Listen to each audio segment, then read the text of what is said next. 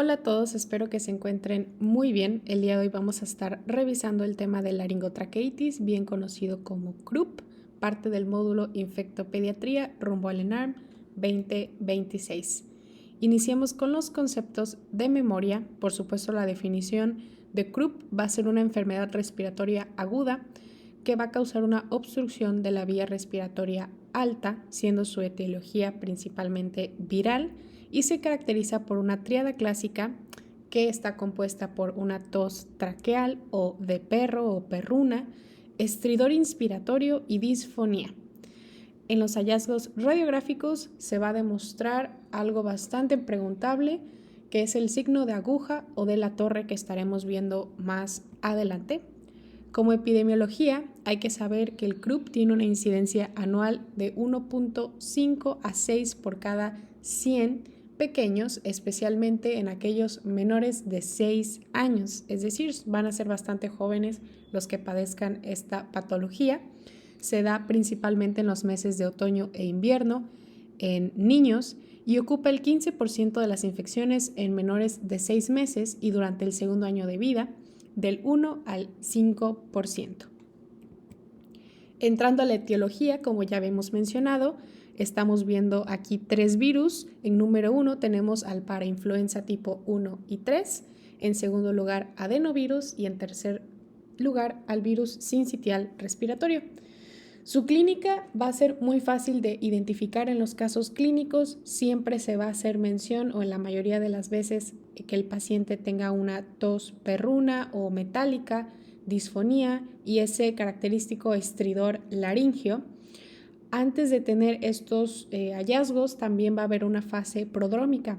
Usualmente va a ser unas 12 a 48 horas previas, en donde el paciente va a tener rinorrea, fiebre y tos no traqueal, para luego posteriormente, conforme se va complicando la patología, pues ya hay una disfonía y ya se está presente el estridor laringio.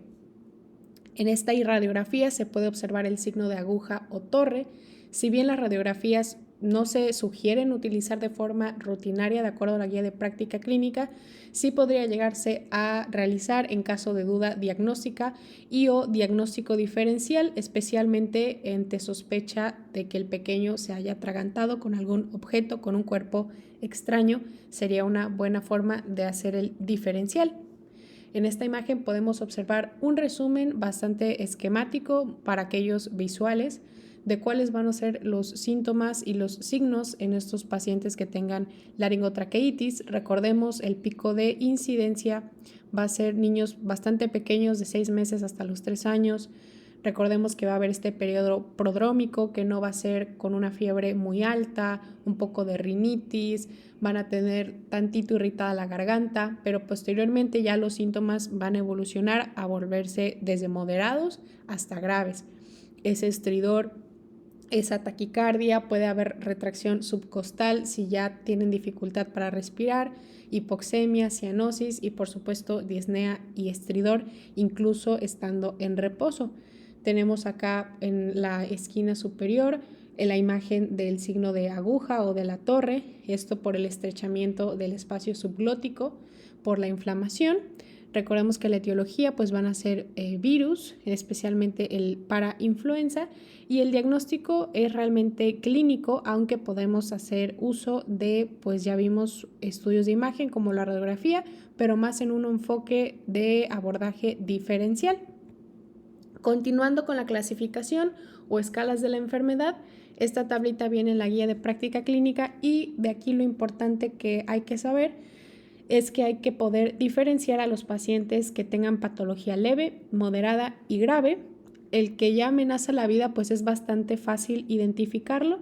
Vamos a ver que tiene un estado mental totalmente pues letárgico o somnoliento, ya va a estar cianótico, el estridor es muy persistente y ya ni siquiera tiene fuerzas para tener ese esfuerzo expiratorio. Ya no va a tener ese tiraje intercostal porque ya nuestro paciente pues está totalmente exhausto. Eso sería bastante fácil de identificar Pero en cuanto a leve, moderado y grave, podemos guiarnos ya sea por los valores de saturación, que para leve sería más de 95, para moderado de 92 a 95 y para grave menos de 92, que es un dato que usualmente siempre ponen en los casos clínicos. De ahí también nos podríamos guiar con la frecuencia respiratoria o con el estado mental, que podía ir desde normal, ansioso hasta agitado. El chiste es que de aquí podamos tomar lo que sea más fácil de recordar para nosotros poder hacer el abordaje correcto para el tratamiento. Este es el algoritmo del manejo de la laringotraqueitis aguda con base en la gravedad. Entonces vamos a iniciar con un paciente con una gravedad leve. Es aquel paciente que va a tener ausencia de estridor, tiene dificultad respiratoria, pero va a ser leve. Aquí, ¿qué tenemos que hacer de primera línea? Pues manipularlo lo menos posible, como ya hemos estado comentando en videos pasados, pues siempre tenerlo en un ambiente calmado, tranquilo, no moverlo si no es necesario, porque eso solo va a hacer que el paciente necesite más aire y evidentemente es lo que pues no puede tener en este momento. Mantenerlo confortable y el medicamento de primera línea va a ser dexametasona a una dosis de 0.6 miligramos kilogramo vía oral. Si después de la aplicación de este medicamento se observa una buena respuesta, podemos proceder al egreso y manejo en casa, por supuesto con la explicación de los datos de alarma para los papás.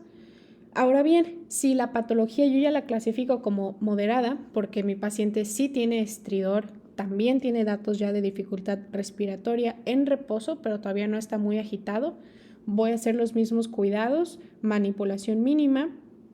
Voy a aplicar la dexametasona, pero lo voy a dejar en urgencias, en observación, ya sea de 2 a 4 horas. Tengo que evaluar a las 2 o 4 horas si hay una mala o buena respuesta. Si hay una buena respuesta, se puede ir a casa.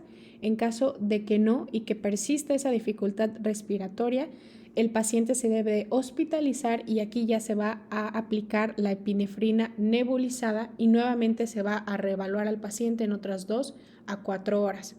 Finalmente, en aquel paciente que ya está grave y que tiene una dificultad respiratoria muy severa, está agitado e incluso letárgico, vamos a hacer lo mismo, manipularlo mínimamente. Vamos a dar oxígeno suplementario en caso de que haya cianosis o que el bebé está saturando a menos de 92%. Y aquí vamos a tener dos opciones. En la guía de práctica clínica nos maneja utilizar la L-epinefrina, son 4 mililitros sin diluir, o la epinefrina racémica a una concentración de 2.25%. Me han tocado varios simuladores que preguntan a qué concentración, así que sí vale la pena recordar esos datos. En 2.5 mililitros de solución salina para nebulización. Y también se podría dar dexametasona oral, la misma dosis para los casos leves, 0.6 miligramos por kilogramo, y se puede valorar una segunda dosis en caso de que el paciente vomite o que tenga dificultad respiratoria grave. Se podría considerar también budesonida, 2 miligramos nebulizado, aunado a la epinefrina.